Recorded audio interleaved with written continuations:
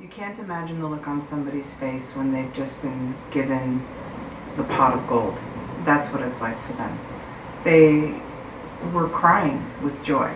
I've never seen such joy.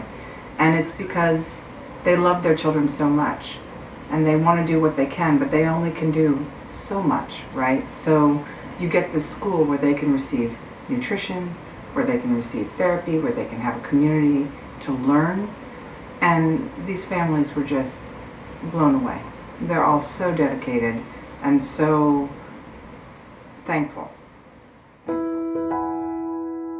So I took a trip to Bolivia in January of 2011 as the new Chief Medical Officer. And it was on that trip that the inspiration for the school was born. At that time, what we were doing is sending our physical therapists to do the therapy sessions in the homes with the children. And it was basically dirt floors in some instances. There was really no equipment for these children to use. And we were seeing progress, but it was very slow. Familia de Jocelyn, mamá, papá, tía, hermano. So Jocelyn is one of our favorite stories to share. She's been a part of the Rosa Vera Fund for about 10 years, and we've definitely been able to watch her progress over this time.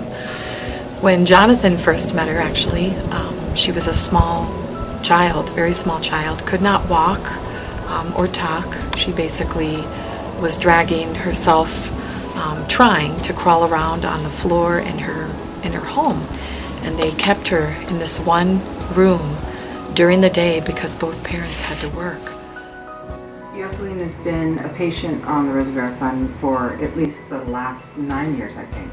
She was diagnosed after what they thought she had meningitis around 9 months old, and with residual issues. She couldn't walk, she couldn't talk, she couldn't hold a crayon. She was sort of sequestered away with her family because her family, they were so scared. You know, they were shamed, they were afraid something would happen to her, so they kept her at home and she didn't receive any stimulation. So when she became a patient of the Rosa Vera Fund, it was very clear that they needed to bring physical therapy to her. The family was very hesitant, but they saw the progress very quickly. She began to be able to hold a crayon. Soon she was able to make marks. She started talking. Now, well, and also her father made a device where it was a little bit scary, but she was able to propel herself with this device, almost like a unicycle wheelchair or something like this. But he made it at home, and that helped the physical therapy progress. Now she's walking with some mild assistance. She is able to articulate.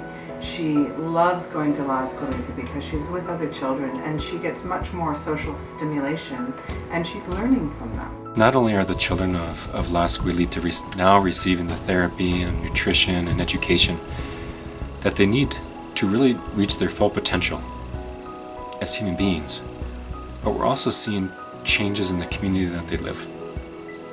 Literally 100% of the donations go to help these families, go to fund these children. So it's effective in the sense that we're putting everything we get towards them, and that's giving them as much as we can.